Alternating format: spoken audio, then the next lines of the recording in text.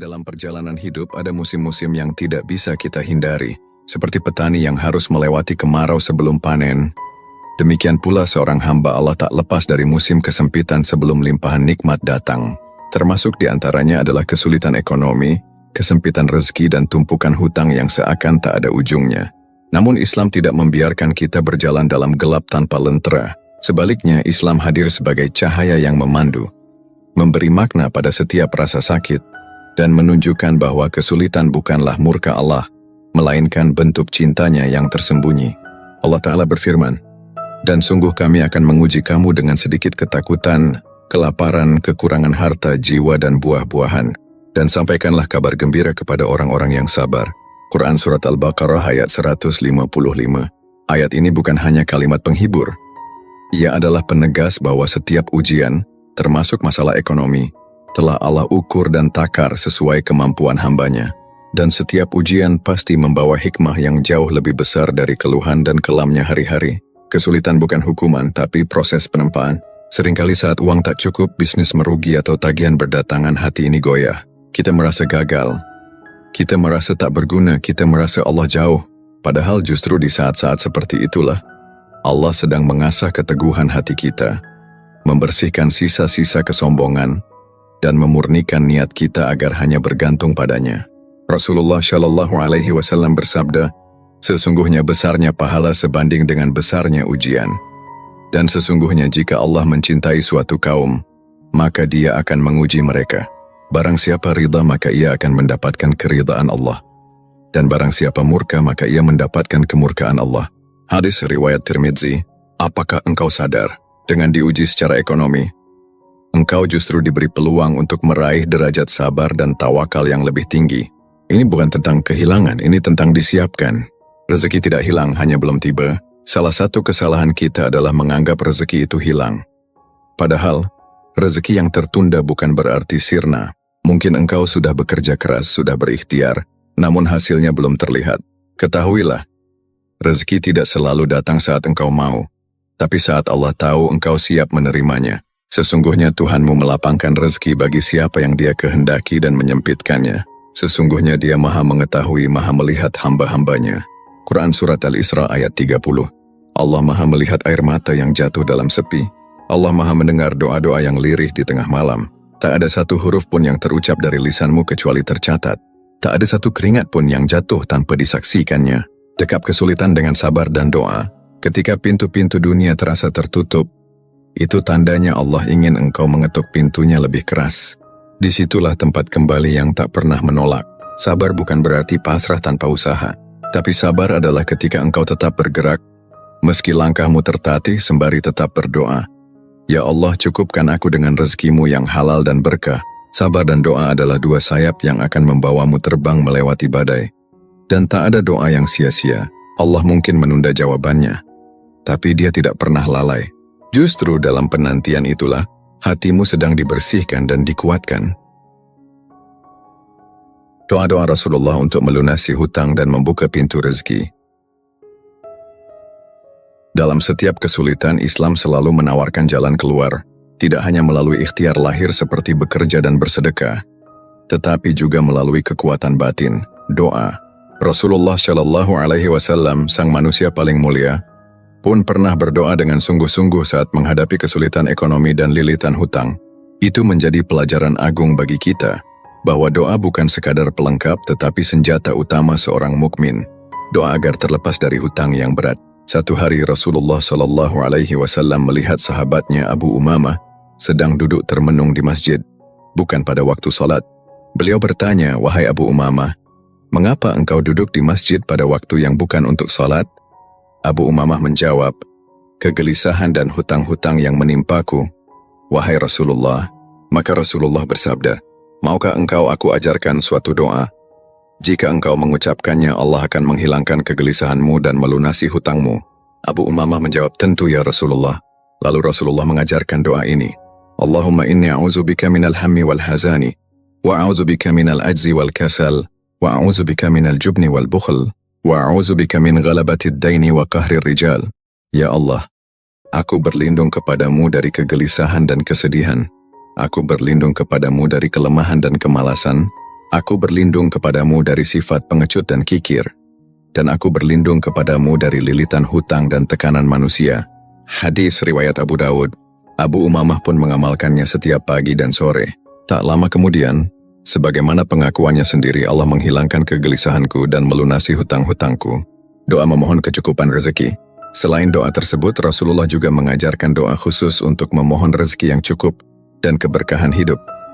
Salah satunya adalah, Allahumma akfini bihalalika an haramik wa aghnini bifadlika amman siwak. Ya Allah, cukupkanlah aku dengan yang halal darimu, agar terhindar dari yang haram, dan cukupkanlah aku dengan karuniamu dari meminta kepada selainmu. Hadis riwayat Tirmidzi. Doa ini pendek, namun mengandung makna yang dalam. Permohonan untuk tidak hanya dilunasi hutangnya, tapi juga agar hati dan hidup merasa cukup, agar tidak tergantung pada makhluk, dan agar jalan rezeki yang didapat benar-benar datang dari pintu-pintu yang Allah ridai. Konsistensi dan keyakinan dalam berdoa. Yang perlu kita tanamkan saat membaca doa-doa ini adalah keyakinan penuh. Jangan jadikan doa sebagai formalitas. Jangan ucapkan dengan hati yang ragu.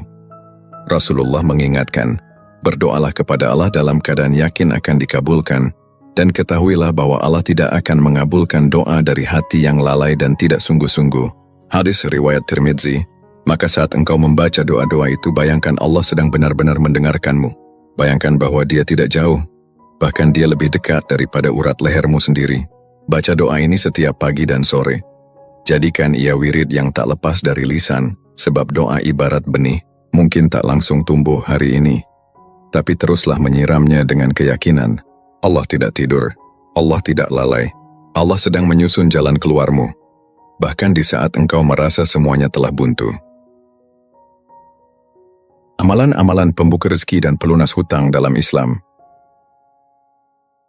Setelah menguatkan hati dengan sabar dan mengisi lisan dengan doa-doa Nabi, langkah berikutnya adalah memperbanyak amalan yang menjadi kunci pembuka rezeki.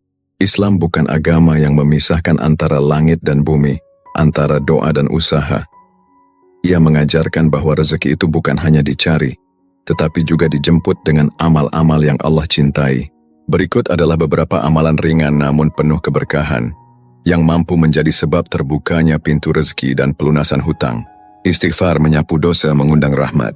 Allah Subhanahu wa Ta'ala berfirman dalam Al-Quran, melalui lisan Nabi Nuh alaihi salam, maka aku katakan kepada mereka, mohonlah ampun kepada Tuhanmu, sesungguhnya Dia adalah Maha Pengampun. Niscaya Dia akan mengirimkan hujan lebat kepadamu dari langit dan membanyakkan harta dan anak-anakmu, dan mengadakan untukmu kebun-kebun dan sungai-sungai di dalamnya.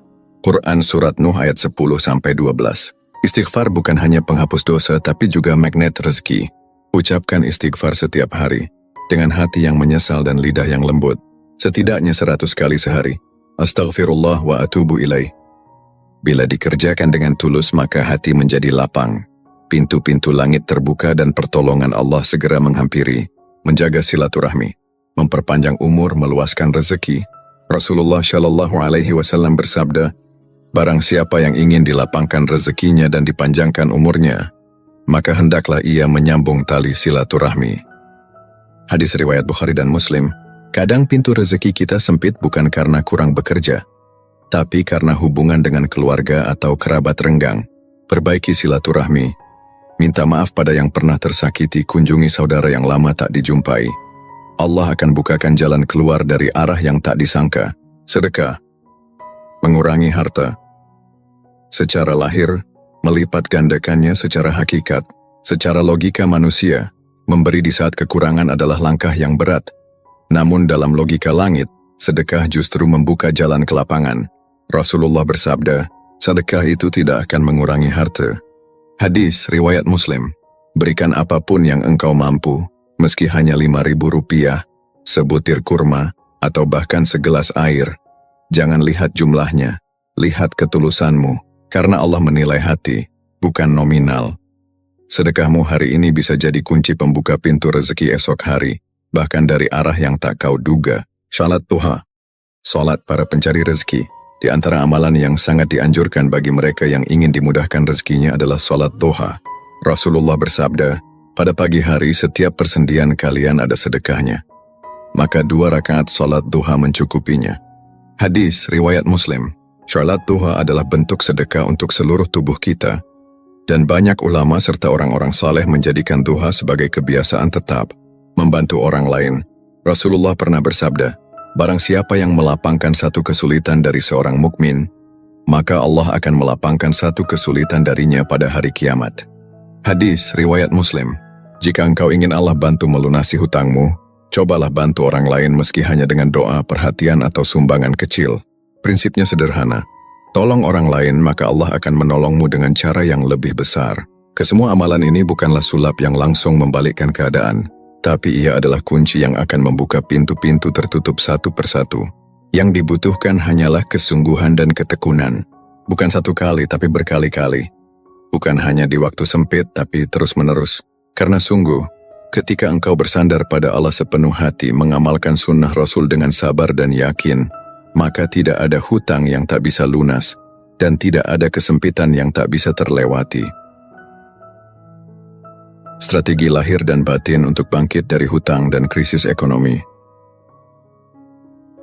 Berdoa, bersabar, dan memperbanyak amalan kebaikan adalah bagian dari ikhtiar batin. Namun Islam tidak berhenti pada langit, ia juga memandu kita melangkah di bumi.